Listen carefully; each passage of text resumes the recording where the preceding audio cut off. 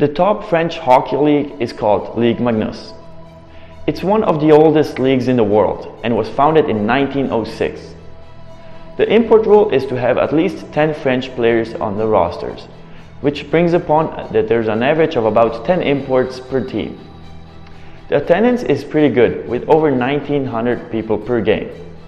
The hockey level is also good, comparable to the one of the Swiss League or the DEL2. The only thing that France is lacking is a proper junior hockey development, which also makes the league stand behind other neighbors such as the Swiss or the Germans. Today's interview is with Alex Button from Canada. Alex played college hockey and then in the SPHL, before moving on to play in Europe in France. After a successful season in the second French league, he made the jump to the Ligue Magnus, which is France's top league. Today we'll talk about his experience in the Ligue Magnus. Hi Alex, thank you so much for being here with us today. Yeah, no problem, appreciate it. Yeah, so the first question will be, could you shortly explain your career, please? Yeah, so as you saw in my elite prospects, I played junior hockey in Canada, and then I went to play at the University of Oswego in upstate New York, which is Division III. And then after college, I went and played for Huntsville Havoc in the SPHL, which was a great time, good place, nothing bad to say about it. We ended up winning a championship, so that was really fun. And then I made the transition to France 2, and I played for Cergy. Cergy was a team that is about 30 minutes outside of Paris. Had a blast there. It was a great team and great group of guys. We ended up losing, I think, in the semifinals, game 5 of the playoffs. So, I mean, we had a pretty good season, and it was a little bit of a heartbreak to not go to the finals, considering how well we'd done during the regular season, but it is what it is. And then last year I played in Angers, which is in Ligue Magnus, so the top league in France, and I had an absolute blast. Angers was a great city. It was a nice place. Team was amazing. They just got a brand new facility, new rink, new dressing room, new gym, everything. So I was pretty fortunate to be there that season, but due to coronavirus, our season got cut short, which was kind of unfortunate. So we didn't get to see the full potential of our team in playoffs, but we definitely would have made a good run or a good push to potentially win Ligue Magnus. But like I said, coronavirus kicked in, so we couldn't really finish our season, which kind of sucks. How can you compare the hockey and the lifestyle from North America to Europe or France? I mean, in terms of hockey, it's a little bit different. You move from North American sized rinks to full-on European sized rinks. The game itself isn't too much different. There's a little less body contact in Europe because you can't afford to waste that much energy on a body check sometimes, or necessarily skate out of your way to make a hit because the rink is that much wider. The transition from the SPHL to France 2 was fine.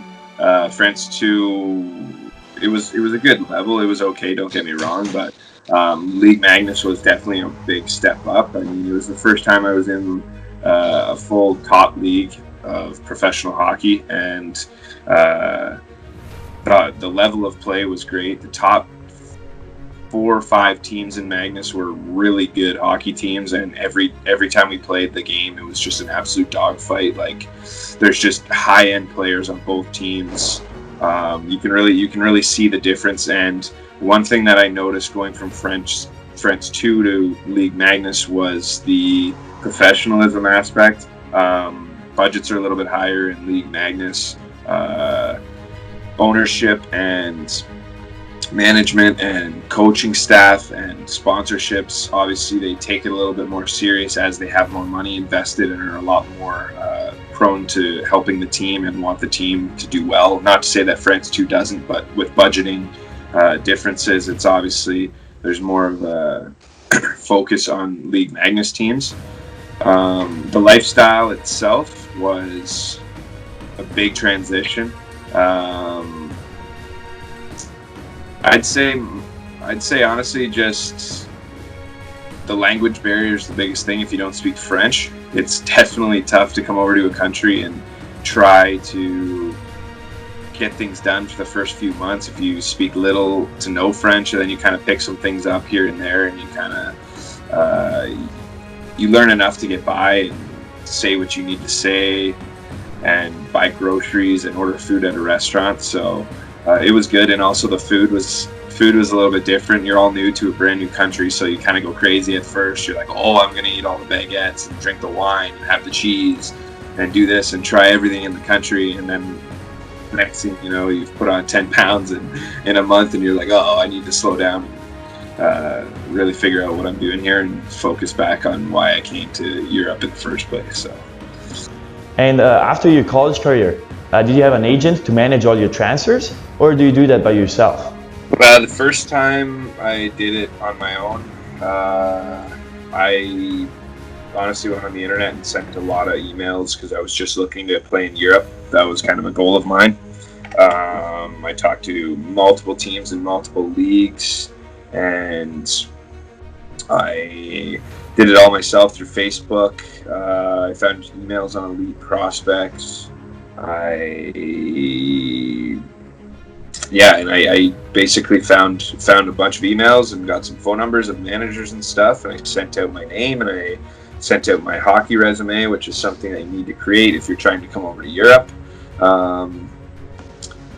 But the first time I did it through Facebook, I ended up signing with Sergi, and then after that I got an agent because I figured if I'm going to be going into a top league, then I'm going to want some sort of guidelines and somebody negotiated contracts properly for me because I didn't really know what I was doing.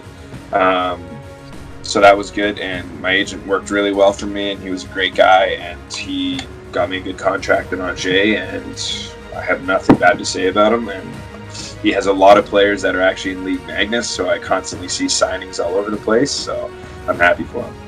And one more question will be, do you have a specific advice for North American players looking to go to France? Europe in general, I'd say, depending on where you played, either junior, major junior, or college, Division 3 or Division 1, you really need to understand the scope of how many pro leagues there are in Europe.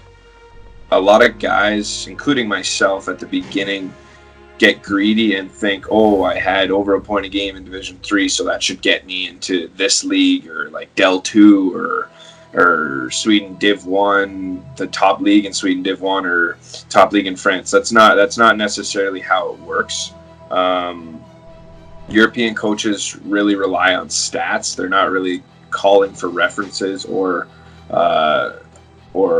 looking at too much other stuff. Obviously you have to send them video, but you kind of have to understand where you fall in line. And when you come over to Europe as a North American player, if you're not coming from the AHL or a high-end Division 1 school, you're probably not going to get into the league that you want. So when you do come over, keep in mind that it's going to be a process. You're going to have to start maybe like I did in the second league in France and have a good season, prove yourself, and then you're going to work your way up to the top league in France. And then it's all based on how you do from there, whether teams like you or if you have good showings, if you have good seasons, good numbers, or if you're a role player. So I'd say just if you're a player looking to come to Europe, keep in mind what your resume looks like, and that there's also 5,000 other players looking to come over to the same spot that you're getting into. So you really kind of got to be patient, and sometimes don't get greedy and ask for more money. Just kind of take what they can give you up front. Go over, prove yourself, work your bag off, and then see if you can get a promotion to a different league or get a better contract with the same team in the same league next year if that's what you desire. How is the league and the team organized? Is it pretty professional? Yeah, absolutely. The GM in Angers, his name was Simone, and I was in constant communication with him all summer. He was messaging me, and the equipment manager, they were messaging me for all my equipment sizes, what sticks I needed, Under Armour gear, workout clothes, everything I needed. So that was all settled really professionally and very efficient. In terms of housing and getting sorted, Simone booked all my plane tickets. I had zero issues. asked me when I was available to come over. Obviously, a certain time frame. Booked a flight, sent me it. I got a round trip booked. When I got there, he picked me up from the train station after I trained in from Paris. He brought me right to my apartment, helped me, or actually, sorry, we stopped at the rink, dropped my gear off at the rink, had all my new stuff, my skates, my sticks, all my workout clothes, everything were in the stall. Then he drove me to my apartment, dropped off my clothes, got settled in. We went out for a meal, and that was that. So in terms of them helping me and how professional it was unbelievable. I didn't really have to do much. It took my brain right out of it. They did pretty much all the thinking. I just came over and got ready for training camp and tried to do the best I could, prepare for the season with zero distractions. So Yeah, so that was it for today, Alex. Thank you again for being here with us. yeah, no problem. I appreciate it.